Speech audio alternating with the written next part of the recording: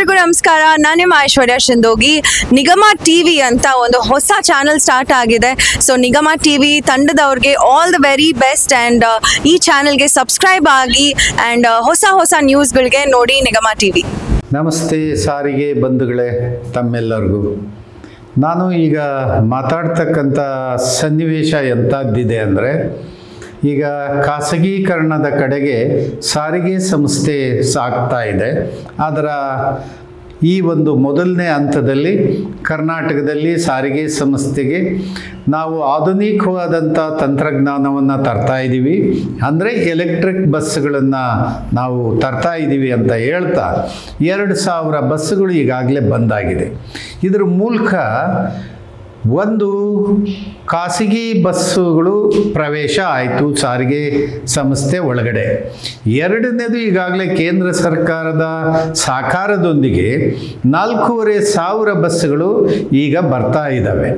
ಈಗ 2500 employees plus 4500 employees ಅಂದರೆ ಡ್ರೈವರ್ಗಳು, ಇದು 2-3 ಶಿಫ್ಟ್ಗಳನ್ನು ಮಾಡುವಾಗ ಒಟ್ಟು ಒಂದು 20,000 ನೌಕರರಿಗೆ ಉದ್ಯೋಗ ಕಟ್ಟಾಯಿತು. ಸಾರಿಗೆ ಸಂಸ್ಥೆಗೆ ಇರಬೇಕಾದಂಥ ಉದ್ಯೋಗ ಖಾಸಗೀಕರಣದ ದಿಕ್ಕಿನಲ್ಲಿ ಉದ್ಯೋಗ ಮೈನಸ್ ಆಯಿತು.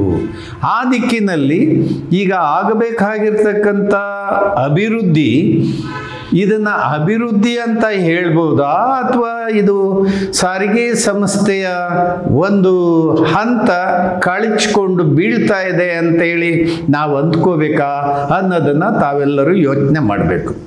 ಎರಡನೇದಾಗಿ, ಇಲ್ಲಿ ಡ್ರೈವರ್ಗಳಿಗೆ 1 ಅಥವಾ 2 ಆಕ್ಸಿಡೆಂಟ್ ಆದರೆ ಅವನು ಡಿಸ್ಮಿಸ್ ಆಗ್ತಾನೆ.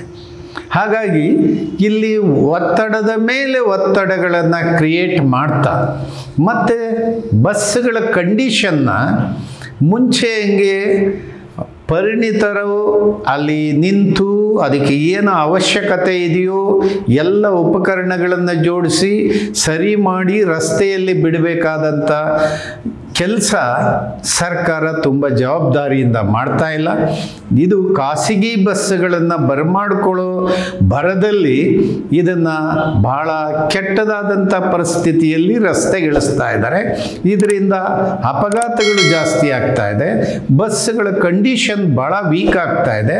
ಹಾಗಾಗಿ ಪರಿಸ್ಥಿತಿ ವಿಕೋಪಕ್ಕೆ ಹೋಗ್ತಾ ಇದೆ ಅನ್ನೋದನ್ನು ತಮ್ಮ ಗಮನಕ್ಕೆ ತರ್ತಾ, ಇಂಥ ಸನ್ನಿವೇಶದಲ್ಲಿ ಖಾಸಗಿ ಮಾಲೀಕತ್ವಕ್ಕೆ ಬಸ್ಸುಗಳನ್ನು ನೀಡಿ ಸಂಪೂರ್ಣ ಖಾಸಗೀಕರಣದ ಕಡೆಗೆ ಸಾಗ್ತಾ ಇರುವ ಸನ್ನಿವೇಶದಲ್ಲಿ ಸಂಘಟನೆಗಳು ಈ ವಿಷಯವನ್ನು ಮಾತಾಡ್ತಾ ಇಲ್ಲ.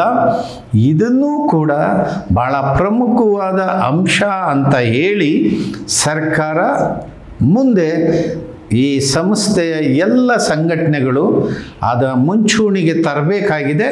ಆ ದಿಕ್ಕಿನಲ್ಲಿ ಎಲ್ಲರೂ ಕೆಲಸ ಮಾಡಬೇಕು. ಸ್ನೇಹಿತರೆ, ನಾನು ಒಂದನ್ನು ಸಾಮಾನ್ಯ ಪ್ರಶ್ನೆಯಾಗಿ ನಿಮ್ಮ ಮುಂದೆ ಇಡ್ತೇನೆ. ಸ್ನೇಹಿತರೆ, ಇಲ್ಲಿ ಒಂದು ಸಮಸ್ಯೆ ನಮಗೆ ಎದುರಾಗ್ತಾ ಇದೆ. ಏನು ಅಂದರೆ, ಇದು ಭಾಳ ದೊಡ್ಡ ಕನ್ಫ್ಯೂಸ್ ಶುರು ಆಗ್ತಾ ಇದೆ. ಯಾಕೆ ಅಂದರೆ, ನೀವು ಖಾಸಗೀಕರಣವನ್ನು ಬೆಂಬಲಿಸ್ತಾ ಇದ್ದರು, ಸಾರ್ವಜನಿಕ ಒಡೆತನವನ್ನು ಬೆಂಬಲಿಸ್ತಾ ಇದ್ದರು ಅಂತ ಹೇಳಿ ಸಾರಿಗೆ ಸಂಸ್ಥೆಯ ಸಿಬ್ಬಂದಿಗಳು ಮತ್ತು ಸಂಘಟನೆಗಳನ್ನು ನಾನು ಪ್ರಶ್ನೆ ಮಾಡ್ತಾ ಇದ್ದೀನಿ. ಸರ್ಕಾರ ಖಾಸಗಿ ಬಸ್ಸುಗಳನ್ನು ಉದ್ಘಾಟನೆಗೆ ಕಾರ್ಯಕ್ರಮವನ್ನು ಮಾಡಿದರೆ ತಾವೆಲ್ಲರೂ ಕೂಡ ಭಾಗವಹಿಸ್ತಾ ಇದ್ದೀರಲ್ಲ, ಇದರ ಅರ್ಥ ಏನು? ನಿಮ್ಮ ಉದ್ದೇಶ ಏನು? ಯಾವ ದಿಕ್ಕಿಗೆ ಸಂಸ್ಥೆ ಸಾಗ್ತಾ ಇದೆ? ಇದಕ್ಕೆ ಬೆಂಬಲಿಸ್ತೀರಾ ನೀವು ಅಥವಾ ಪ್ರತಿಭಟನೆ ಮಾಡ್ತೀರಾ ಅನ್ನೋದು ಸ್ಪಷ್ಟ ನಿಲುವು ಇಲ್ಲದೆ ಇದ್ದರೆ ಹೇಗೆ? ಇದ್ರ ಬಗ್ಗೆ ಸ್ಪಷ್ಟವಾದಂಥ ನಿಲುವು ನಿಮಗೂ ಇರಬೇಕು, ನಮಗೂ ಇರಬೇಕು. ಇದ್ರ ಮೇಲೇ ನಾವು ಚರ್ಚೆಯನ್ನು ಮಾಡಬೇಕು. ಸ್ನೇಹಿತರೆ, ನಂದೊಂದು ಪ್ರಶ್ನೆ ನನ್ನನ್ನು ಕಾಡ್ತಾ ಇದೆ.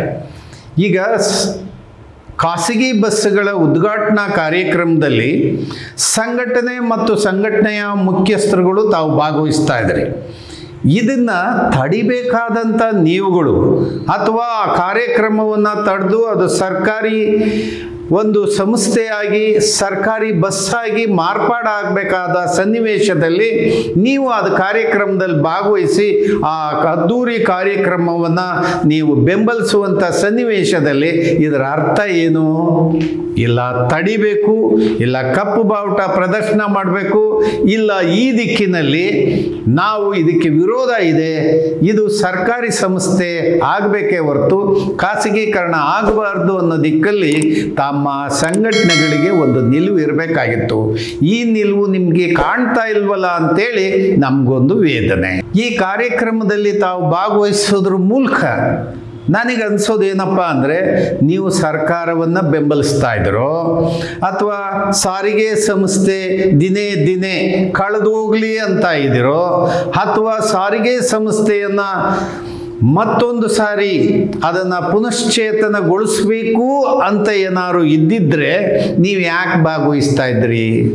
ಇದು ನನಗೆ ಕಾಡ್ತಾ ಇರುವ ಪ್ರಶ್ನೆ. ಸ್ನೇಹಿತರೆ, ಈಗಾಗಲೇ ನಾನು ನೋಡಿದಾಗ ಈಗಾಗಲೇ ಒಂದು 3-4 ದಶಕಗಳ ಕಾಲ ಹೋರಾಟದ ಹಿನ್ನೆಲೆ ಇರ್ತಕ್ಕಂಥವ್ರು ನೀವು ಇದನ್ನು ತಡೆಯುವ ದಿಕ್ಕಿನಲ್ಲಿ ಪ್ರಯತ್ನಗಳನ್ನು ಮಾಡದೇ ಇರ್ತಕ್ಕಂಥದ್ದನ್ನು ನೋಡಿದರೆ ನೀವು ಯಾವುದೋ ಕಡೆಯಲ್ಲಿ ನೀವು ಸರ್ಕಾರಕ್ಕೆ ಬೆಂಬಲಿಸ ಮಾಡ್ದಂಗೆ ಆಗೋದಿಲ್ವಾ? ಇದ್ರ ಬಗ್ಗೆ ಒಂದಿಷ್ಟು ನಿಖರವಾದಂಥ ಅಭಿಪ್ರಾಯ ಚರ್ಚೆ ಆಗಬೇಕು. ಸ್ನೇಹಿತರೆ, ಸಾರಿಗೆ ಸಂಸ್ಥೆ ಅಂದರೆ ಕೇವಲ ಯಾವುದೋ ಬಸ್ಸು ಓಡಿಸುವಂಥದಕ್ಕೆ ಸೀಮಿತ ಅಲ್ಲ. ಸಾರಿಗೆ ಸಂಸ್ಥೆಯ ಆಸ್ತಿ ಲಕ್ಷಾಂತರ ಕೋಟಿ ಆಸ್ತಿ ಇದೆ. ಲಕ್ಷಾಂತರ ಜನ ಪ್ರತಿನಿತ್ಯ ಪ್ರಯಾಣ ಮಾಡ್ತಾರೆ. ಈ ದಿಕ್ಕಿನಲ್ಲಿ ಈ ಮಾಲೀಕತ್ವ ಸಾರ್ವಜನಿಕರದಾಗೇ ಇರಬೇಕೇ ಹೊರತು ಇದು ಖಾಸಗೀಕರಣ ಆಗಬಾರ್ದಾಗಿತ್ತು. ಈ ದಿಕ್ಕಿನಲ್ಲಿ ಸರ್ಕಾರ ಹೊರಟಿರೋ ದಾರಿ ಏನಿದೆ ಇದು ಅತ್ಯಂತ ಅಪಾಯಕಾರಿಯಾಗಿದೆ. ಇದನ್ನು ತಡೆಯೋದ್ರಲ್ಲಿ ನಾವೆಲ್ಲ ವಿಫಲ ಆಗಿದ್ದೀವಿ. ಈ ದಿಕ್ಕಿನಲ್ಲಿ ಸ್ಪಷ್ಟವಾಗಿ ನಾವು ಚಿಂತನೆ ಮಾಡಬೇಕಾಗಿದೆ. ಎಲ್ಲ ಸ್ನೇಹಿತರೆ ಈ ದಿಕ್ಕಿನಲ್ಲಿ ಒಟ್ಟುಗೂಡಿ ಮಾತಾಡೋಣ, ಇದನ್ನು ಚರ್ಚೆ ಮಾಡೋಣ, ಒಂದು ನಿರ್ಧಾರಕ್ಕೆ ನಾವು ನೀವು ಬರೋಣ ಅಂತ ಹೇಳಿ ನನ್ನ ಮಾತು ಮುಗಿಸ್ತೇನೆ. ನಮಸ್ಕಾರ.